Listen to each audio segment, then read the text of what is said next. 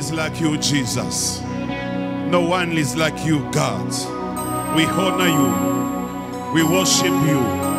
We celebrate your name. We bow before you because your name is our salvation. Your name is our thanks. Your name is the name above all names. And all knees shall be bowed before your names. And whole tongue will proclaim that Jesus is the Lord, the King, and the Savior. You are the Lord of this church. You are the King of this congregation. Yahweh, you are Yahweh. You are Yahweh. You are Yahweh. You are Yahweh. You are Yahweh.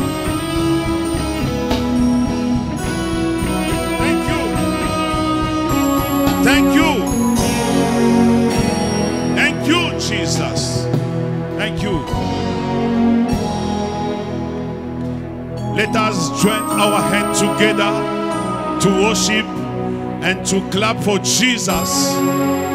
And we are pushing the noise for His glory, because His glory is for now and forever, now and forever, forever and ever and ever and evermore.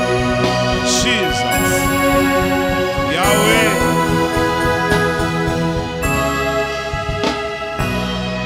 Merci, Jesus. Merci, Holy Spirit. Merci.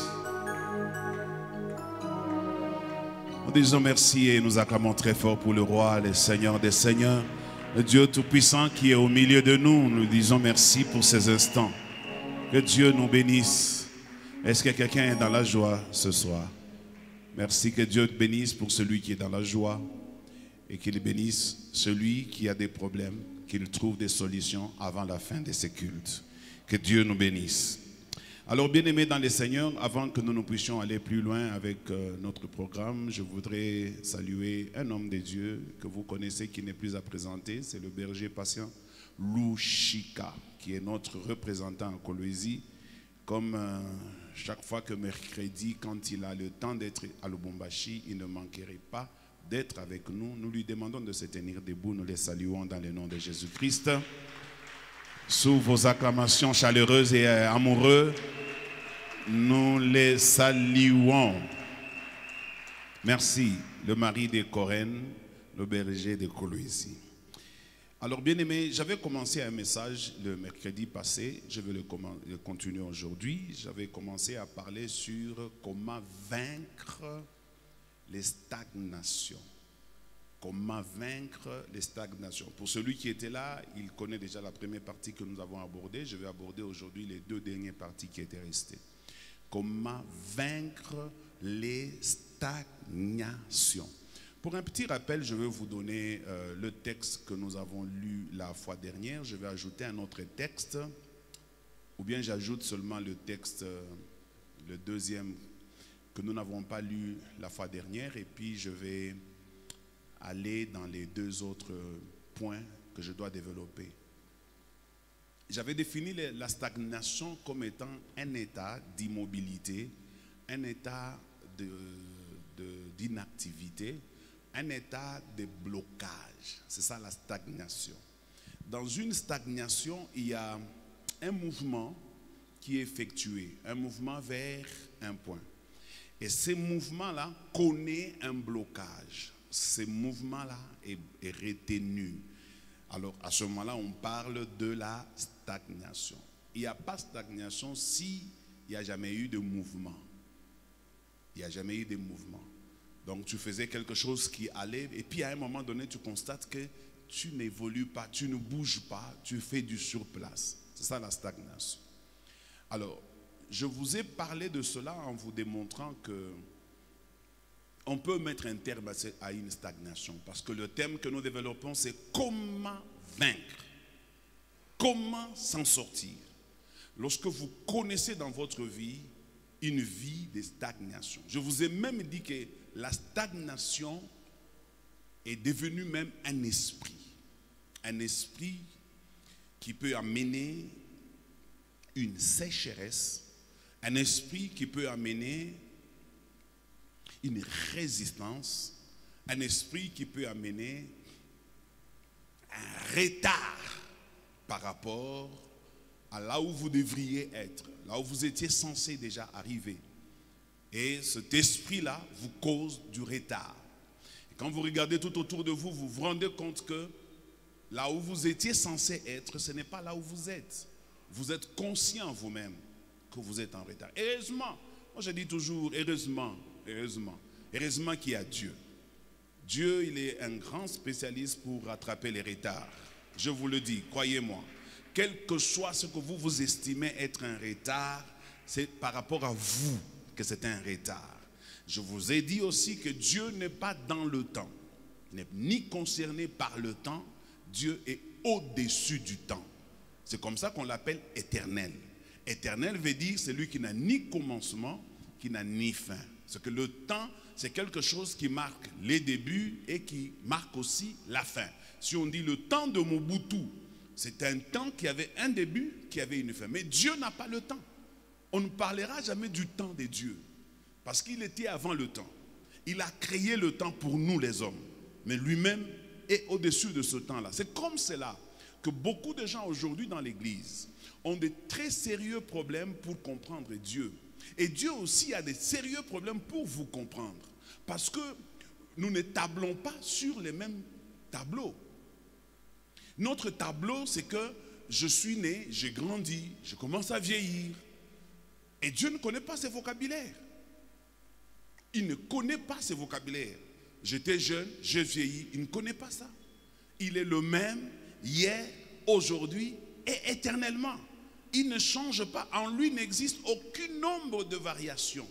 Il ne varie pas. Parce qu'il n'est pas sous la pression de temps. Nous sommes sous la pression de temps. C'est ce qui fait que nous mourrons avec le temps. C'est ce qui fait que nous vieillissons avec le temps.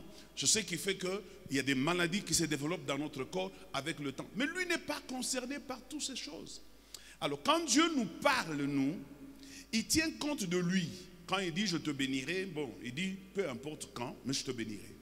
Mais nous maintenant, quand Dieu dit je te bénirai, nous commençons à lui rappeler, Seigneur, tu avais dit tu me béniras.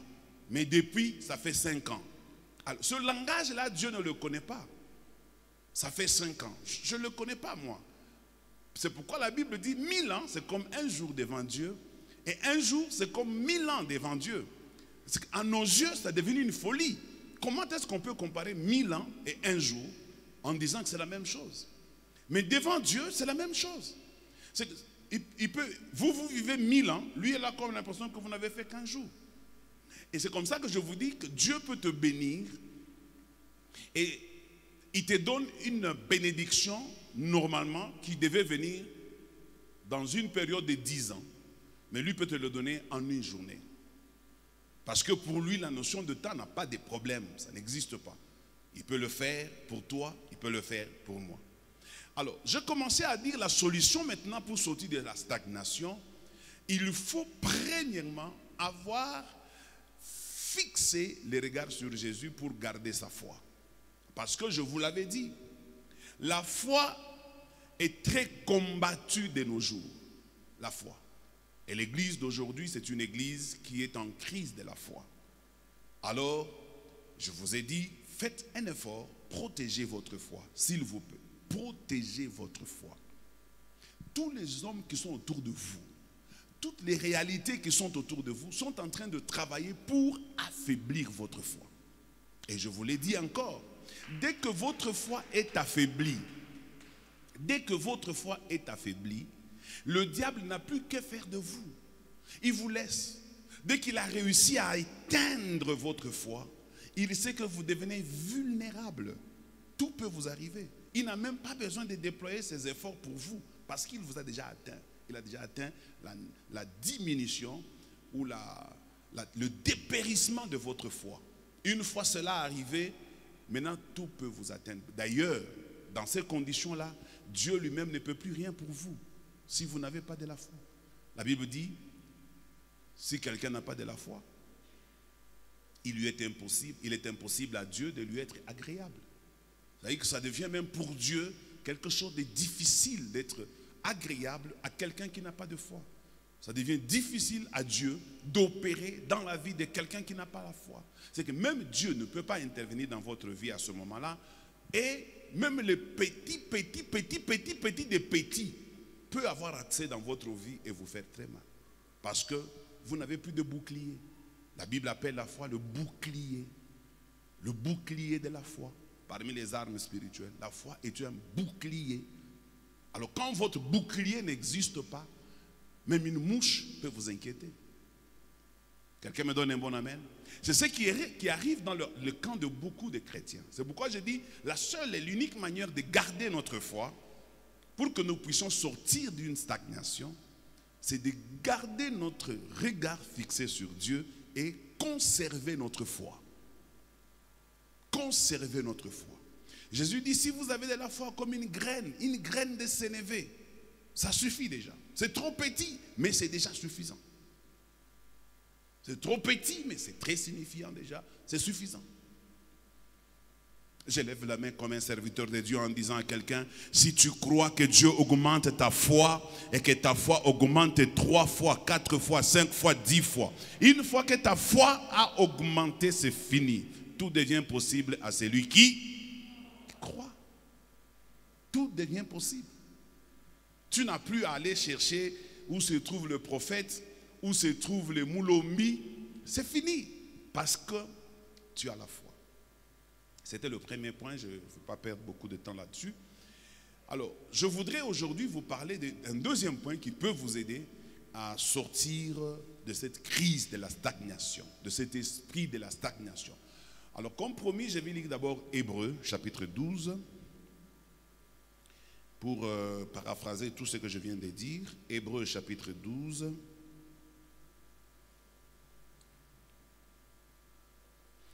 Le verset 2.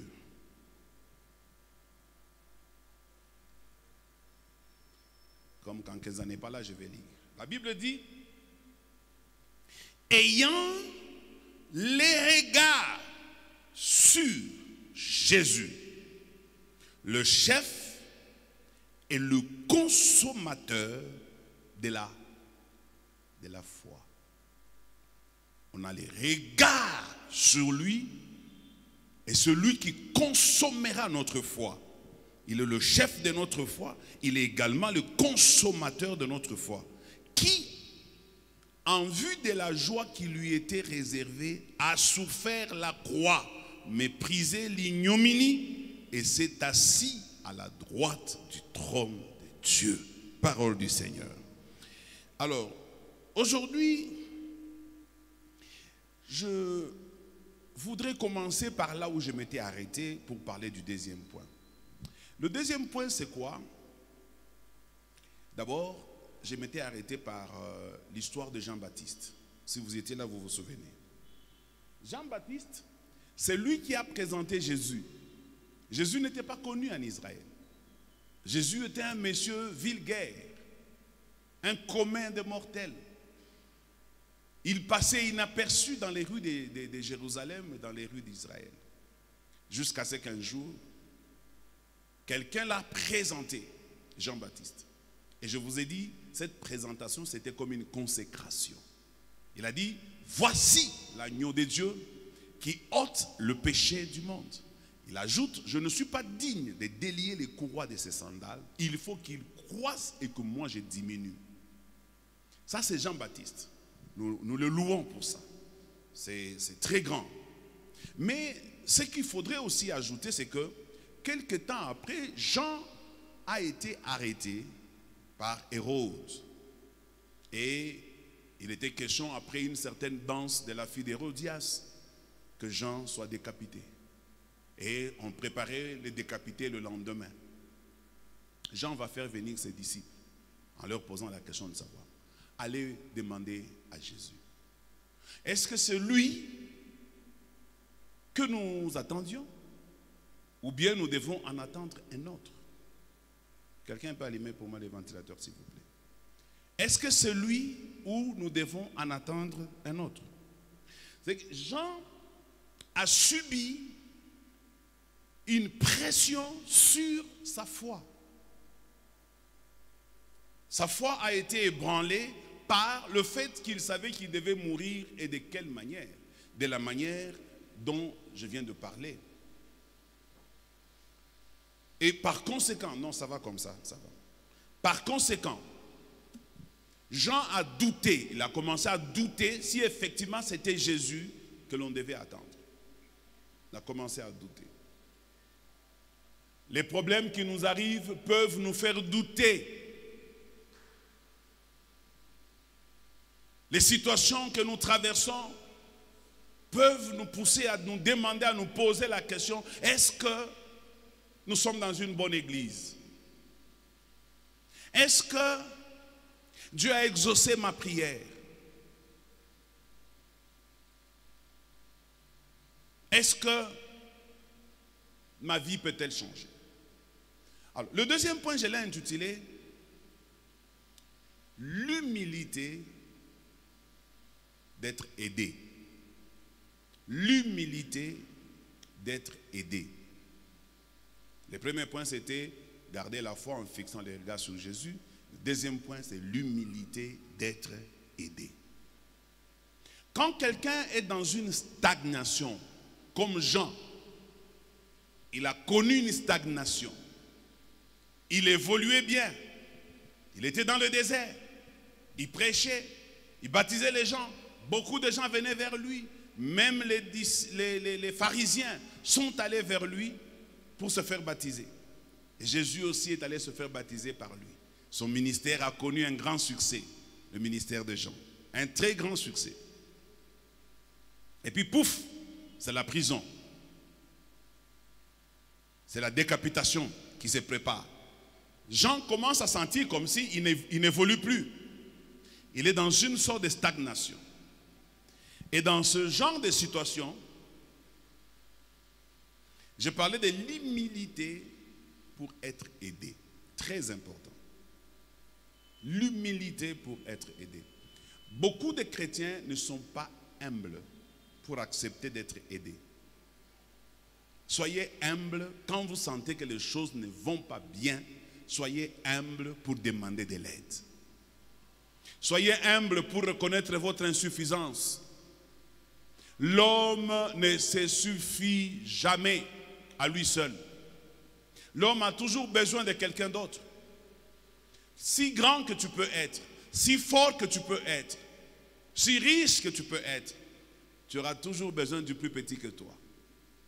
Tu as besoin de l'aide. Tout homme a besoin de l'aide.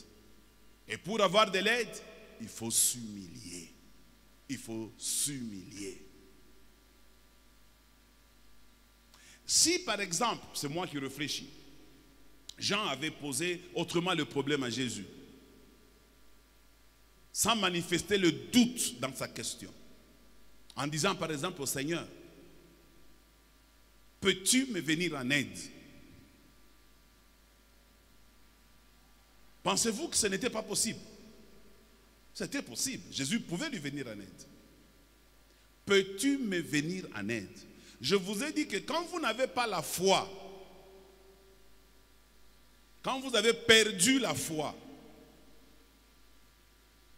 vous n'avez plus besoin de vous confier aux gens par orgueil.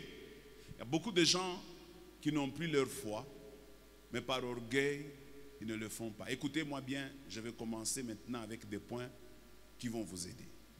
Premièrement, ce n'est pas un péché, ce n'est pas aussi mauvais d'aller auprès de quelqu'un pour lui dire, mon frère, prie pour moi. Ces jours-ci, je ne sais pas ce qui m'arrive, mais je sens que ma foi est en berne. Ma foi est en difficulté. Nous ne le faisons pas. Nous ne le faisons pas. Même le plus grand peut aller demander de l'aide au plus petit. Ce n'est pas un péché. Je peux vous demander de prier pour moi. Paul l'a fait. Il demandait à tout moment aux églises de prier pour lui. On a toujours besoin du plus petit que soi. J'ai besoin de vos prières en tant que pasteur de cette église. Quand vous priez, priez aussi pour moi. J'ai besoin de votre aide. La charge est lourde. Le combat l'est aussi. Les adversaires sont nombreux. Le méchant rôde autour de nous cherchant qui dévorer. Alors priez pour moi aussi. Priez les uns pour les autres, mais priez aussi pour moi. Je suis aussi votre frère. Les gens pensent que non, quand lui, c'est le pasteur, chaque soir, il habite chez Dieu. Non, non, le pasteur n'habite pas chez Dieu. Il habite chez lui. Il a aussi besoin de quelqu'un qui prie pour lui. Quelqu'un me donne un bon amen? J'ai besoin de l'aide, de votre aide. J'ai besoin de votre assistance. Vous aussi ayez cette humilité de reconnaître que vous avez besoin de l'aide, que vous avez besoin de l'assistance. Quand vous sentez que votre vie n'avance pas, humiliez-vous. Cherchez de l'aide, demandez de l'aide. Regardez, je vais vous donner 4 types de personnes qui existent dans la vie de tout homme, qui peuvent être de l'aide, auxquelles il ne faut pas s'entêter. 1. C'est ce que j'appelle les personnes moins importantes, mais qui connaissent des personnes plus importantes. Des personnes moins importantes qui connaissent des personnes plus importantes. Écoutez-moi bien. Il y a des gens, en le regardant comme ça, il n'est pas très important. Il n'a rien à vous donner. Mais cette personne peut vous connecter avec quelqu'un qui peut vous aider dans votre problème. Tu me donnes un bon amen. Bibliquement, je vais vous donner un exemple de Aman. Aman était général de la Syrie, un grand homme devant le roi. Mais Aman était lépreux. Dans sa maison, il y avait une petite fille. Et cette petite fille, un jour, elle a dit à la femme de Naaman que si mon maître était en Israël, je connais quelqu'un qui l'aurait guéri de sa lèpre. Et lorsque Aman revient le soir, sa femme lui dit, cette petite fille m'a dit, si tu étais en Israël, elle connaît quelqu'un qui peut te guérir de la lèpre. Naaman, ou plutôt Aman, est en train de souffrir, il est en train de stagner, tout grand qu'il était, mais il a une situation qui n'évolue pas. Il a vu des médecins, il s'est fait soigner, il a fait tout ce qu'il pouvait parce qu'il avait assez de moyens, mais ça ne marchait pas. Il faisait que du surplace. Mais cette fille n'avait vraiment pas de l'importance devant lui, parce que c'était juste une bonne. Il pouvait la chasser et la remplacer par quelqu'un d'autre. Mais cette personne-là connaissait quelqu'un de plus grand qui pouvait aider Aman. Je te dis, aïe, aïe, aïe. Ne néglige personne. Je dis bien ne néglige personne. Tu peux être en train de souffrir d'une maladie dans cette église. Il y a quelqu'un qui connaît quelqu'un. S'il te donne seulement un produit, c'est fini. Cette situation termine. Par orgueil, tu peux demeurer avec ta maladie. Aman pouvait dire à cette fille, moi, aller en Israël. Non, je ne peux pas. Parce qu'en lui, il y avait de l'orgueil. Et quand il est allé auprès d'Élisée, lorsque Élisée n'est même pas sorti, c'est ce que je vous ai dit les mercredis passés. Élisée n'est même pas sorti de la maison en apprenant qu'il y a un grand général dehors qui est venu avec des chars et des chevaux, avec toute la cérémonie. Vous voyez, quand un général passe, même ici, les cortèges commencent à bouger la ville. Aman, c'était aussi comme ça.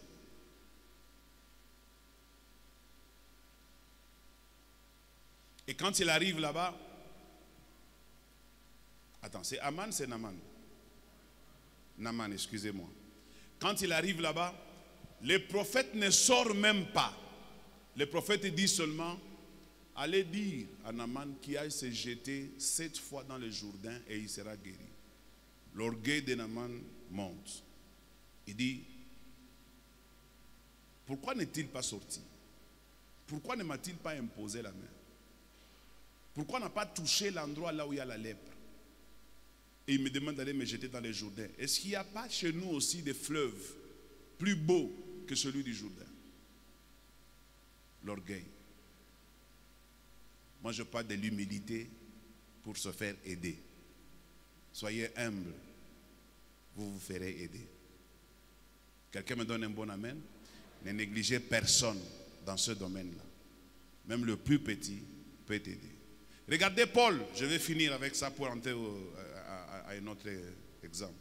Paul, un jour, on est en train de fomenter un complot pour l'arrêter, pour le tuer. Et une fille qui était l'enfant de sa cousine, je pense, un garçon, il va découvrir ce complot-là. Il va aller vers Paul pour lui dire, Paul, j'ai entendu que demain on va te piéger et puis on va te tuer. Un enfant. Un enfant peut te sauver. Ça, c'est la première catégorie de personnes qui peut nous aider. Une personne que nous négligeons. Une personne qui n'a pas d'importance. Quelqu'un me donne un bon amen. La deuxième catégorie qui peut nous aider, c'est quelqu'un qui fait ce que nous voulons faire. La deuxième catégorie. Quelqu'un qui fait, ou une personne qui fait ce que nous voulons faire. Ayez l'humilité d'aller vers cette personne. Je vous donne un exemple. Élisée, le grand Élisée que nous vantons, qui a fait 2 fois les miracles que Élie. Mais pour qu'il arrive à faire 2 fois les miracles que Élie, il devait aller auprès d'Élie. Élie n'avait pas un bon caractère. Élie l'a renvoyé à plusieurs reprises. Élie lui répondait insolemment. Reste ici. Et lui, il était toujours obéissant. Parce qu'il savait qu'il voulait avoir quelque chose de cet homme. Cet homme, Élie, avait un esprit par lequel il faisait les miracles. Et Élisée enviait cet esprit. Mais pour avoir cet esprit, il fallait avoir l'humilité de se faire aider, de baisser.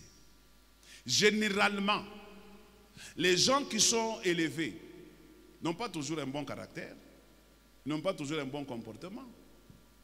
Ils ne sont pas toujours des modèles en matière de savoir vivre. Parfois, ils sont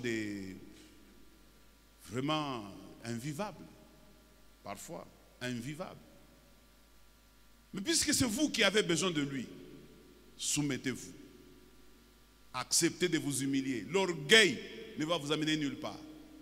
Vous allez continuer à rester dans la même situation pendant longtemps.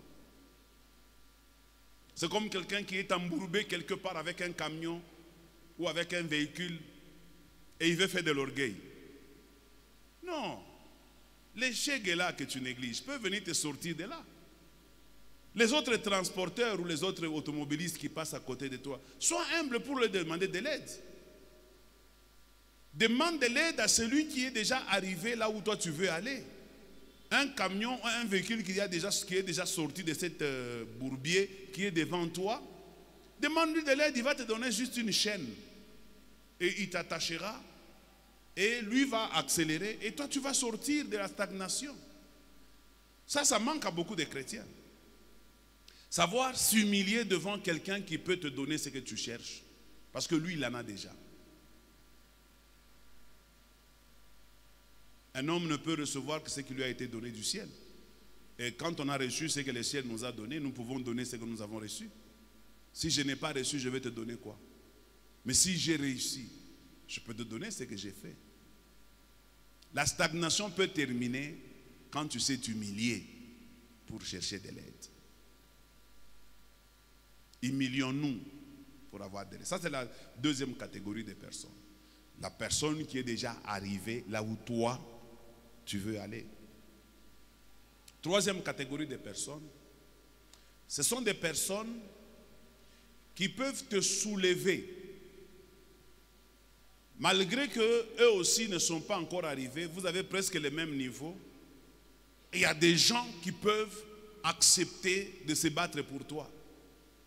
J'aime beaucoup cette troisième catégorie de personnes. Alors il faut avoir de l'humilité pour reconnaître ce que ces personnes font pour toi. Il ne faut pas être trop orgueilleux. Reconnais. Parce que ces personnes peuvent te quitter. Ils peuvent te lâcher. Ils peuvent dire, il est mieux depuis 3 ans que Moussaïdi. Il ne nous aide pas. J'ai donné ça aux anciens à un moment donné. Je leur avais dit ceci. Une des clés pour réussir dans la vie, il faudrait se faire entourer de personnes qui vous acceptent et qui acceptent de vous soutenir. C'est une des clés pour réussir dans la vie. Se faire entourer de personnes qui vous acceptent et qui acceptent de vous élever. Ils acceptent d'oublier leurs propres besoins. Il y a des personnes comme ça. Des personnes qui acceptent d'oublier leur propre vie pour vous. Qui sont même capables de se battre pour vous. Ce sont des personnes qu'il faut bien entretenir autour de vous. Qui me donne un bon amen? Tu en as besoin de personnes. Tu n'as rien fait pour eux. Tu n'as rien donné, mais ils t'aiment. Ils sont prêts pour tout. Ils sont prêts, comme David, avec les généraux. Quand David avait soif, il leur dit, j'ai besoin de boire de l'eau qui se trouve dans la ville de Bethléem. À cette époque, la ville de Bethléem était entre les mains des Philistins. Et les 3 généraux sont partis, ils ont puisé de l'eau, ils ont amené cette eau à David. David a dit non, ce n'est pas possible. Donc ils ont risqué leur vie pour David. David a dit, je ne peux pas boire de cette eau parce que ça, c'est votre sang. Parce que c'est au prix de votre vie que vous êtes allé jusque-là, à Jérusalem, une ville occupée par l'ennemi, pour me donner, pour me satisfaire de cette eau. Et vous savez quoi? David n'a jamais bu cette eau. Il a jeté cette eau. Ça peut vous énerver, mais il a jeté ça. On a toujours besoin des gens comme ça. Moi, j'ai besoin des hommes comme ça. Je n'ai pas besoin des gens qui m'aiment parce que je leur fais quelque chose, parce que je leur donne quelque chose. J'ai aussi besoin des gens à qui je n'ai jamais rien donné, à qui je n'ai jamais rien fait de bien, mais qui m'aiment, qui acceptent de me soutenir, de m'accompagner dans ce que je fais. Tu en as aussi besoin. Tu sortiras des stagnations. Et ce genre de personnes, il faut bien les respecter, bien les entretenir. Quelqu'un me donne un bon amen? Entretenir quelqu'un, ce n'est pas seulement lui donner. Entretenir quelqu'un, c'est être gentil. C'est parler bien avec lui. C'est savoir l'honorer parfois en public, savoir l'honorer devant les gens, savoir s'inquiéter aussi pour lui. Il y a des gens, ils aiment tout simplement savoir, bonjour, vous êtes bien? Vous êtes bien réveillé? Que Dieu vous bénisse. Rien que ça, ça lui suffit. Le pasteur m'a appelé. Il ne m'a pas donné l'argent, mais il m'a demandé si j'allais bien. Et puis il va raconter ça à beaucoup de gens. Tu sais, hier quand j'étais là à 17h, j'ai vu seulement un appel comme ça. Quand je regarde, c'était le pasteur. Et il va se vanter de ton appel devant beaucoup de gens. Simplement parce que tu l'as appelé, tu ne lui as rien donné. Tu l'as tout simplement entretenu par un appel téléphonique. Quelqu'un me donne un bon amen. Quelqu'un me donne un bon amen. La 4e catégorie de personnes, je vais terminer pour ce 2e point. La 4e catégorie de personnes dont nous avons besoin pour nous aider. Tu me donnes un bon amen. On a besoin tous, d'une manière ou d'une autre, de ces personnes qui connaissent plus que nous. On en a besoin. Des personnes qui sont calées. Toutes les grandes entreprises que vous voyez dans le monde ne sont pas développées par le numéro 1 ou par le patron. Toutes les grandes entreprises ne sont pas développées par le patron. Même le Congo, s'il doit aller de l'avant, si j'ai l'occasion de voir le chef de l'État, je le lui dirai. Tu n'as pas besoin d'avoir des gens qui t'acclament seulement. qui courbent leur échine devant toi. Tu as aussi besoin de gens qui sont plus intelligents que toi, autour de toi. Des gens qui peuvent faire des choses, mais à la fin, la gloire te reviendra à toi. Tu en as besoin. Des hommes plus habiles, plus intelligents, mais qui sont à ton service. Des hommes qui sont plus clairvoyants que toi. Même moi, en tant que pasteur, j'ai besoin des anciens forts. Pas des anciens que moi je porte sous les dos, mais des anciens qui me portent, qui sont forts. Et puis écoute, si tu travailles avec quelqu'un et tu sens que tu es plus fort que lui dans un domaine, ce n'est pas une raison pour toi de le ridiculiser, de l'humilier ou encore de te moquer de lui.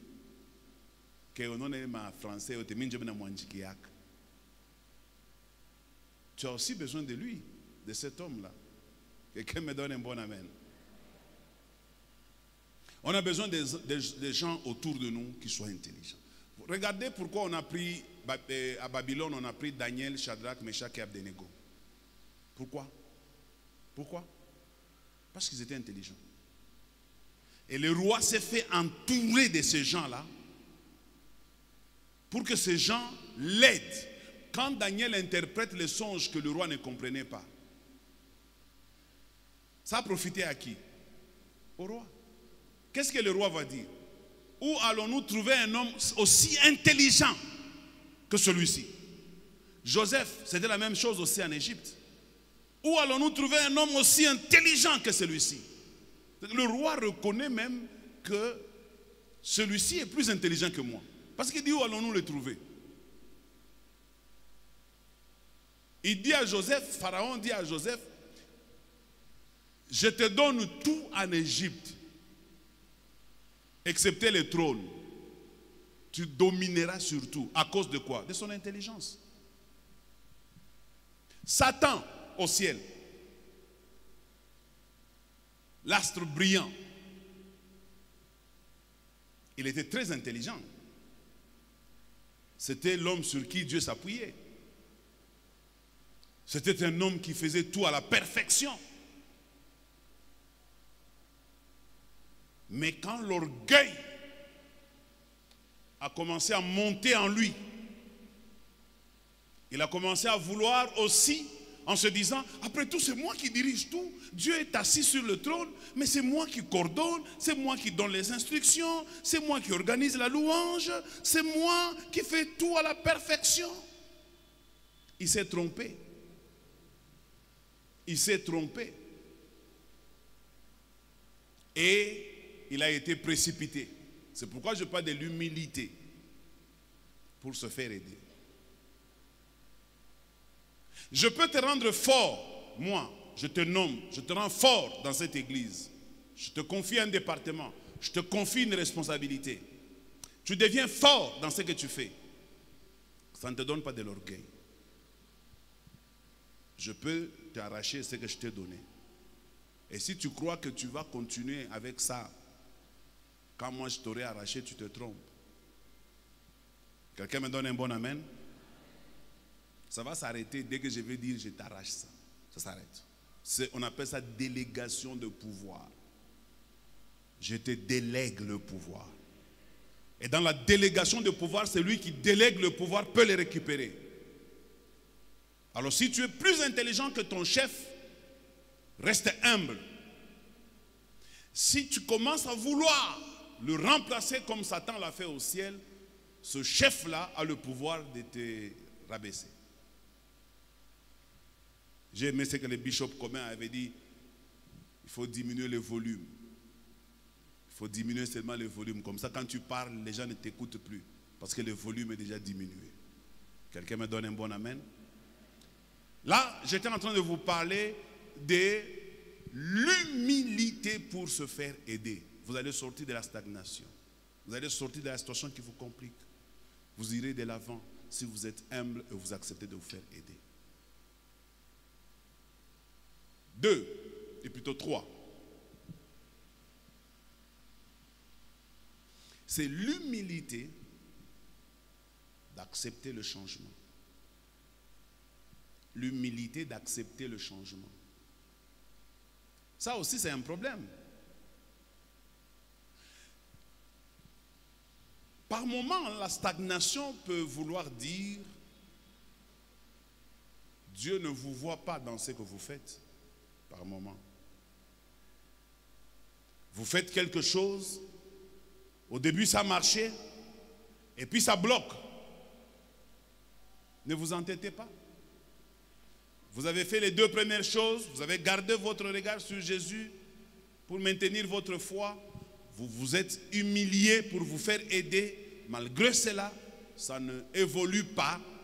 Augmentez l'humilité de changer. Changez. N'ayez pas honte, changez. Ce que vous faisiez ne marche pas. J'ai vu des gens, puisque lui, il avait une fois commencé une certaine activité, ça a donné, ça a marché. Et puis ça stagne. La personne reste en train de s'accrocher à cette activité. Alors que ça devient même horrible. Ça devient ridicule cette activité. Ça ne produit plus rien. Il n'y a plus de vie dans cette activité. Pourquoi tu t'accroches?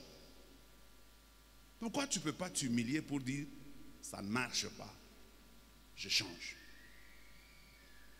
Ah oui. Il faut changer quand il le faut. Il faut changer. Même moi, en tant que pasteur, je peux dire, bon, faisons une activité, organisons ceci, organisons cela, nous nous mettons ensemble, nous commençons, mais on se rend compte que ça stagne à un moment donné, ça n'évolue pas. On fait tout ce qu'on peut, ça n'évolue toujours pas. On prie, ça n'évolue pas. On cherche la face de Dieu, on demande de l'aide, ça n'évolue pas. Ayons l'humilité d'accepter de changer. Changeons simplement. L'homme a l'habitude, quand il fait quelque chose, il s'habitue à cette chose, il se trouve confortablement assis dans cette chose. Changer lui demande beaucoup d'énergie et l'homme préfère rester dans ce à quoi il est habitué que de prendre le risque de changer. Parce qu'il s'est dit en changeant, je ne maîtrise pas le domaine, je ne maîtrise pas là où je vais m'engager. Je ne sais pas comment gérer là où je vais aller. Je ne sais pas peut-être là où je vais aller, je ne sais pas comment on vit là-bas, comment on fait là-bas. Ici au moins je connais, je peux entrer ici, je peux sortir par là. Ici je suis habitué. Je préfère m'en tenir à ça. Non, il faut accepter de changer, mon frère. Dans la vie, quand les choses ne marchent pas, il faut accepter de les changer. Un travail dans lequel tu es, qui était bon au départ, on vous payait bien, tu as fait la pluie et le beau temps. Il faut avoir le courage de constater que ça stagne. Ça fait 10 ans, ça fait 5 ans, ça fait 8 ans. Un homme, c'est celui qui fait le constat. Il dit, mais ici, il n'y a plus d'évolution. Tu prends la décision d'arrêter et tu pars. Tu pars ailleurs. Les Congolais n'ont pas ce courage. Non, papa. Kajinjo baba. Kajinjo mama.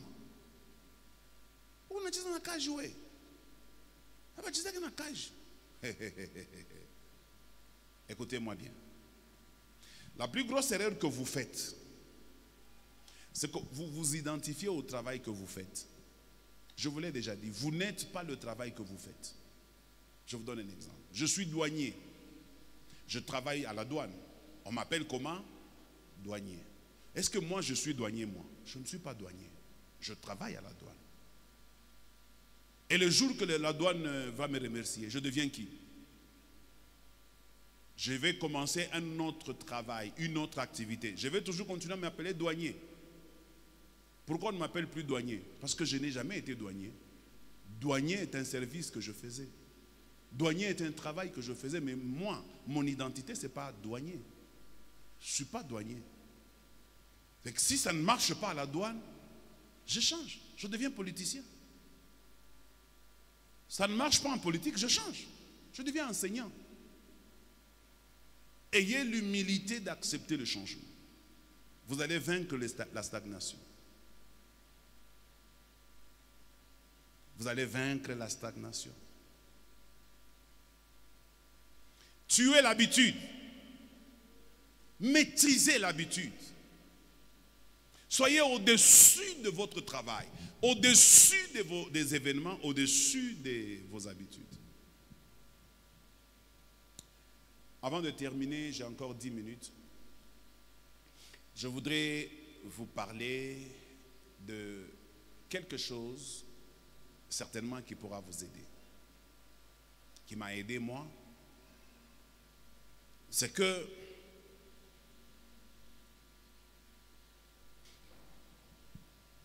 j'ai découvert 2 choses qui arrivent dans la vie de quelqu'un lorsqu'il n'arrive pas à s'épanouir. 2 choses. Quand tu n'arrives pas à t'épanouir, 2 choses vont t'arriver. La première, tu deviendras aigri. La deuxième, tu deviendras jaloux. Et quand tu prends les 2 sentiments-là,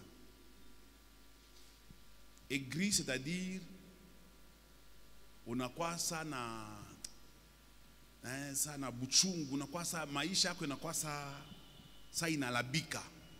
Et la deuxième, tu vas commencer à jalouser ceux qui réussissent. Njoo kule kunatokeaka unasikia mtu anakukamatisha tu asema no, we unaweza ni lawa. Parce que tellement a stagné, il ne veut pas de l'aide, il ne veut pas changer. Imani yake inashuka. Mais wewe mwingine una réussi. Conclusion yake, parce qu'il est aigri, parce qu'il est jaloux, anabamba lao.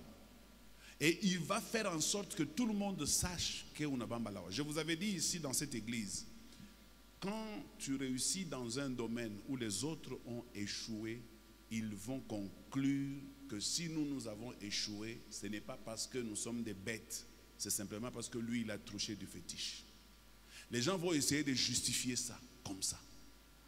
Parce qu'eux, ils ont échoué dans ce domaine où toi, tu as réussi. Et je vous avais même dit aussi que quand tu réussis dans un domaine, c'est comme si tu dis à tous ceux qui ont échoué dans ce domaine que vous êtes des bêtes. Alors, les gens ne vont pas accepter de recevoir cette insulte indirecte. C'est une insulte indirecte. Le feu Loukoussa disait ceci. Quand il parlait de, je crois que c'est de Joseph.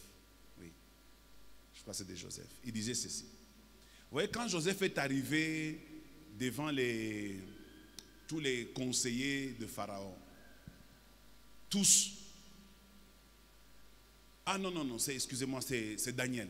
Lorsque on a dit, s'il ne donne pas les rêves et il n'interprète pas les songes de Nabucodonosor ou Nabuchodonosor, ils seront tous tués. Lorsque lui, Daniel, demande au roi de lui accorder un peu de temps, il est allé en prière. Et quand il revient avec la réponse que le roi cherchait. Et tout le monde était comme dans la salle où nous sommes, parce qu'il y avait beaucoup de conseillers royaux qui étaient là en train d'attendre Daniel. Le roi était là, les conseillers étaient là comme dans cette salle. Et tout le monde attendait Daniel. Et quand Daniel était prêt, Daniel est arrivé. Et quand Daniel entre, toute la salle sent que Daniel est arrivé. Parce que le protocole a bougé les choses. Paf, il est venu, Daniel est venu. Oh, si lui n'arrive pas, nous mourrons. S'il réussit, il nous sauve. Et puis, le feu Loukoussa disait, quand Daniel entre, la manière dont il regardait tous ces gens-là, il disait, Biouele, Ouele, mon abishindwa. Moi, je vais vous démontrer qu'il y a un Dieu au ciel et que moi, je suis son serviteur. Et il avait dit quelque chose que quand quelqu'un connaît devant ceux qui ne connaissent pas, il se moque un peu de vous. Il se moque un peu de vous parce qu'il connaît ce que vous ne connaissez pas. Surtout quand vous êtes étonné par ce qu'il connaît. Il dit, Angari, Shanga, va dépasser. Et quand Daniel arrive, écoutez les paroles de Daniel. Ô roi, vis éternellement. Ce que tu as vu, les dieux dont la demeure n'est pas parmi les hommes me l'a révélé. Na orgueil qu'on mulendani. On en a comme orgueil, ngine ko orgueil à bien. Orgueil en Jésus-Christ. Orgueil dans le Seigneur. Quand orgueil comme mulendani. Il dit, c'est que tu as vu là. C'est comme Joseph aussi en Égypte. Il dit au Pharaon, c'est que les deux rêves que tu as vus là, ce ne sont qu'une seule chose, roi. Il commence à interpréter. Il commence à interpréter. Bien-aimé dans le Seigneur, je souhaite que nous tous, nous puissions réussir. Si nous réussissons à l'église, nous aurons moins de problèmes. Si chacun dans son domaine, il se suffit, il ne va pas envier quelqu'un d'autre. Tu me donnes un bon amen. Alors, si toi, tu n'as pas réussi et que tu sens que tu es dans une stagnation, écoute les conseils que je te donne ce soir. Applique ces trois choses, ces trois principes. Premièrement, garde ton regard sur Jésus-Christ et protège ta foi. Ne laisse pas la stagnation t'avaler. La deuxième chose, accepte d'avoir l'humilité de se faire aider. Accepte de s'humilier pour se faire aider. La troisième chose, accepte de changer s'il le faut. S'il faut changer, il faut changer. Ces trois conseils que je vous donne pourront vous permettre de sortir de la stagnation et de commencer quelque chose qui peut aller et aller de l'avant. J'ai parlé, je dis merci à Dieu et nous acclamons le Seigneur.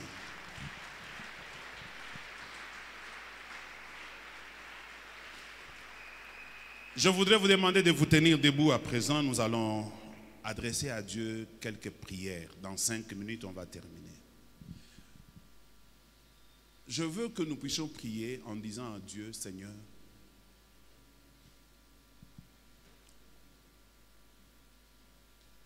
je veux garder ma foi.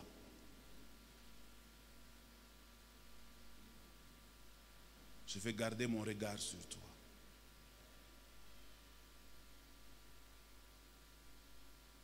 Je ne veux pas perdre ma foi. Frère, ne perds pas ta foi. Ne perds pas ta foi. Comme on a senti sa foi inaanza kushuka, viens nous voir. Viens, viens. Il y a des courageux que j'aime bien. Il peut venir au bureau et te dire, papa, unyombeye. Minasikia sa zambi, inaanza kuniwinda. Unyombeye. J'aime bien ce genre de personnes. Et ces personnes iront de l'avant. Kama zambi inaanza kukuchofea sana, aie le courage d'aller voir les gens qui sont supérieurs. Demande-leur de prier pour toi. Papa imashiku mimi nasikia zambi inaanza kunitokota maungu. Hapana kuichunga, itaua imani yako. Il y a des péchés, une fois quand ça arrive dans ta vie, ça tue ta foi.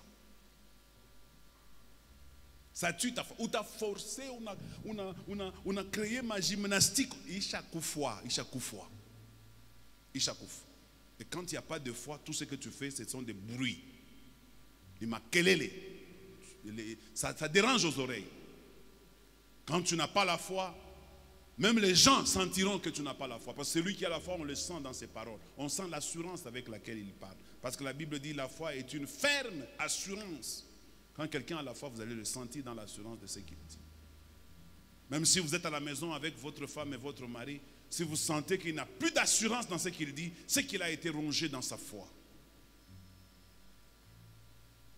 Ne perdez jamais votre foi. Acceptez de vous humilier pour vous faire aider.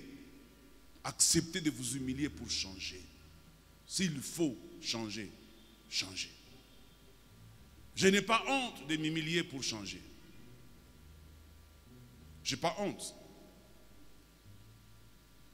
Je n'ai pas honte de m'humilier pour me faire aider. Je ne suis pas un Superman. Je suis un homme comme vous. J'ai des faiblesses.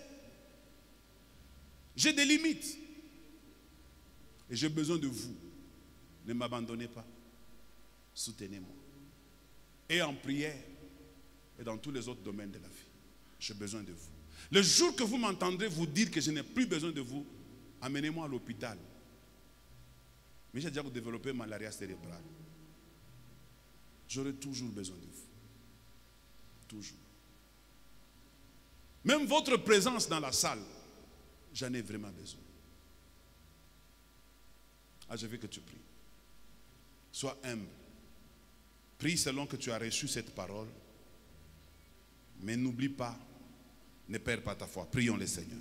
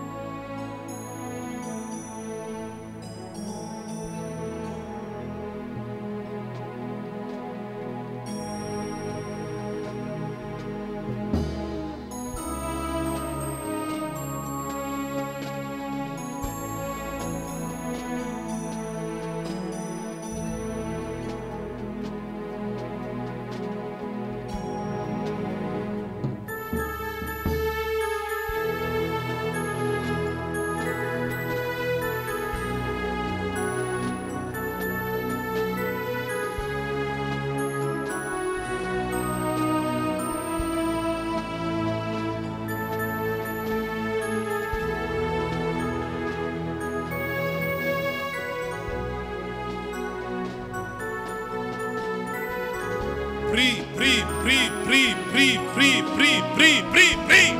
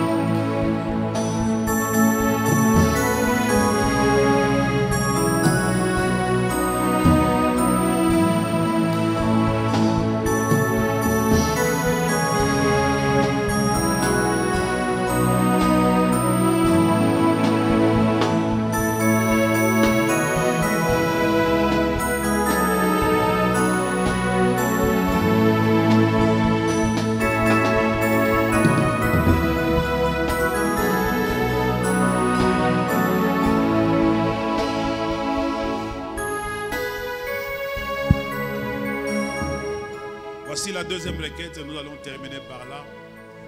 Je veux que chacun de nous demande à Dieu de lui donner des hommes qui peuvent l'aider. Des hommes et des femmes qui peuvent vous aider. Vous en avez vraiment besoin. Vraiment. Un jour, j'avais beaucoup d'argent. Je cherchais quelqu'un à qui je pouvais donner cet argent pour qu'il puisse m'aider à faire du business. J'ai tenté avec un frère, il m'a pris l'argent. J'ai tenté avec un deuxième pareillement. J'ai proposé à ma femme, elle ne pouvait pas à cause de son travail. Je n'avais personne. Je n'avais personne. C'était beaucoup d'argent, je savais que je ne fallait pas garder cet argent à la banque. Cet argent, il fallait que je le fasse fructifier. Je n'avais personne. Et le projet n'a pas tenu parce que je n'avais personne. Toi, tu vas prier pour dire, Seigneur, j'ai besoin que tu me donnes des hommes. J'ai besoin que tu me donnes des hommes. Jésus se retrouve sur le chemin de la croix, seul. Aucun des disciples n'est là. Aucun. La croix était tellement lourde pour lui. Et que c'est un certain Joseph de Cyrénée qui ne faisait pas partie de ses disciples, que l'on a obligé par les Romains d'aider Jésus à transporter la croix. On a besoin des gens. On a besoin des gens pour nous aider dans des moments difficiles, de nous soulager, de nous épauler, de nous soutenir. On a besoin de ces gens-là. Dieu connaît ces gens-là. Dieu connaît des bonnes personnes qui peuvent t'envoyer. Des hommes qui peuvent être de bénédictions pour toi. Qui peuvent travailler comme si c'était toi-même. Ils font avec cet amour comme si c'était toi-même. Ils n'ont même pas l'intention de te nuire parce qu'ils estiment que ce qu'ils font là, c'est comme si c'était pour eux alors qu'ils le font pour toi. Tu as besoin de ces hommes-là. Je veux que tu élèves la voix vers Dieu. Des hommes qui croiront en toi. Des hommes qui te soutiendront dans ta vision. Élève la voix vers Dieu. Demande que Dieu te donne ces hommes-là. Aie de l'humilité pour le reconnaître. Et prie le Seigneur.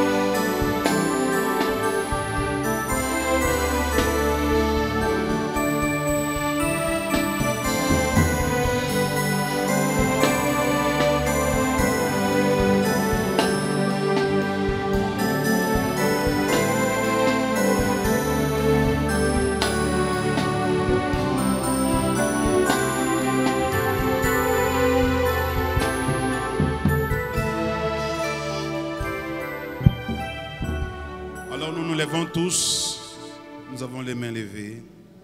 Je vais prier.